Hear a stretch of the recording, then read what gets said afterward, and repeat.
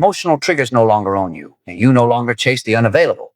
Your dreams speak with a softer voice. See, the same faces no longer appear in different bodies. Right? You've grown comfortable in silence. Right? You see pain as a portal, not a prison. You feel whole, even alone. The soul after the storm. A final reflection from Jung's heart. There are invisible threads that bind us, not to people, but to patterns. They repeat like whispers echoing through generations, unfinished symphonies of the soul. You meet someone and they feel familiar, not because you've known them, right? But because your soul remembers a wound they were sent to reopen. This is karma, not punishment, but a sacred contract, an invitation to evolve through the mirror of pain. And when you finally learn, when you finally say, no more, right? When you feel the weight begin to lift, you're not imagining it. You're clearing karmic debt. And the signs are subtle, but they are real. Let me show you what it looks like. The invisible threads that bound you, Carl Jung once wrote. Until you make the unconscious conscious, it will direct your life and you will call it fate. Karmic debt is not just the burden of past actions. It is the unconscious inheritance of patterns, projections, and emotional entanglements. It is the lover who hurts you in the same place you were already bleeding. It is the silence of a parent that echoes in every adult relationship. But when the lesson is finally integrated, when the shadow has been embraced, you awaken one morning and something has shifted. Emotional triggers no longer own you. You used to explode. One word, one glance, and you became the child again. You, the abandoned one, the rejected one, the unseen one. But now you feel the emotion rise, right? And instead of being consumed, you observe. This is the first side redemption. Your triggers have transformed into teachers. You've stopped reacting and started responding. You've stopped blaming and started seeing. You're no longer possessed by your pain. You are witnessing it. And in that pause, your karmic chains loosen. You no longer chase the unavailable. In the past, love looked like longing. You were drawn to those who kept you at arm's length, who gave you just enough to stay hooked, but never enough to feel safe. And you called it chemistry, you called it fate, you called it passion, but it was karma, a blueprint from childhood, a wound repeating itself in romance. Now you don't chase, you don't beg, you don't try to earn what should be freely given. You've stopped loving people who remind you of your abandonment. You've started loving people who remind you of your healing. And that is karmic liberation. Your dreams speak with a softer voice. Jung believed that dreams are the language of the soul, the psyche's attempt to communicate what the conscious mind cannot see. When you are entangled in karmic loops, your dreams are chaotic, intense, sometimes violent. But when the debt begins to clear, a new kind of dream emerges. The water becomes calm. Animals appear as guides instead of predators. You fly instead of falling.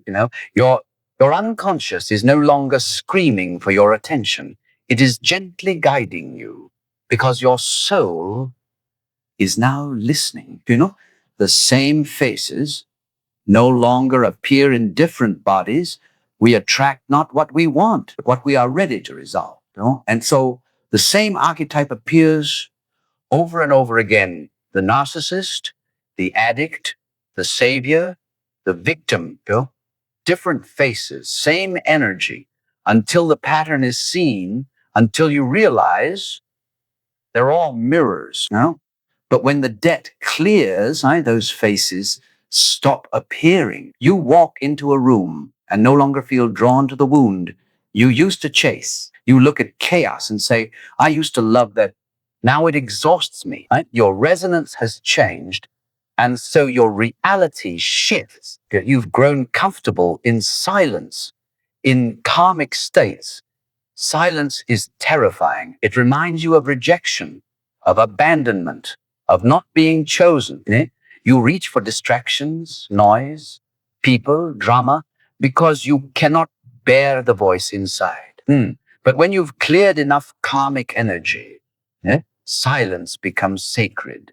You crave solitude. You seek the forest instead of the phone. You find intimacy not in someone else's eyes, but in your own breath. Right? You no longer need to be seen to feel real. You've met yourself, and that is enough. You see pain as a portal, not a prison. You no longer ask, why me? You ask, what is this teaching me? That shift in perception, thus that single pivot from victimhood to vision is the turning point of karmic resolution.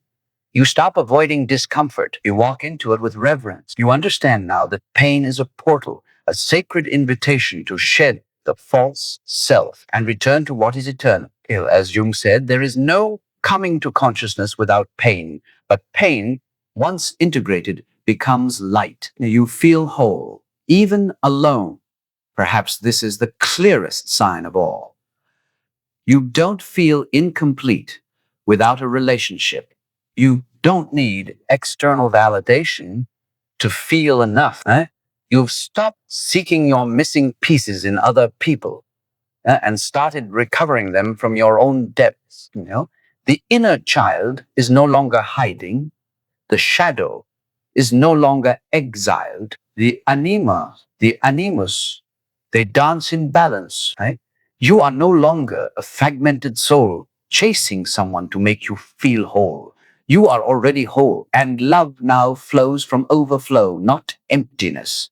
This is soul renewal. The soul after the storm. Clearing karmic debt is not about perfection.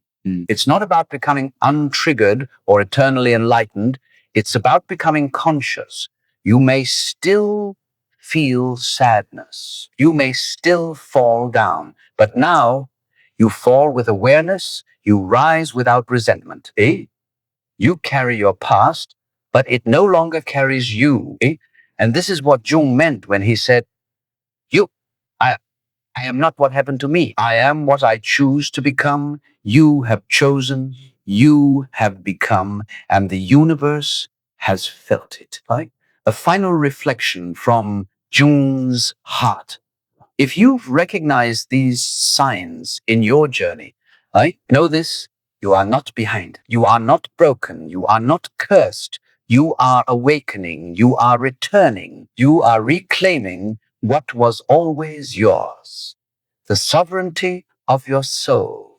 There is no greater act of love than the courage to heal, no greater rebellion than choosing consciousness in a world addicted to numbness. Quote, and no greater power than becoming the one who ends the karmic cycle, not just for yourself, but for generations to come. The debt is clearing, your soul is remembering, and your life is no longer repeating. If this voice found you at the right moment, if something in your soul whispered, yes, this is me, then honor that awakening. Subscribe and return each week for more Jungian insights on healing, wholeness, and the forgotten wisdom of your soul. Because you're not just watching a video, you're remembering who you truly are. Carl Jung.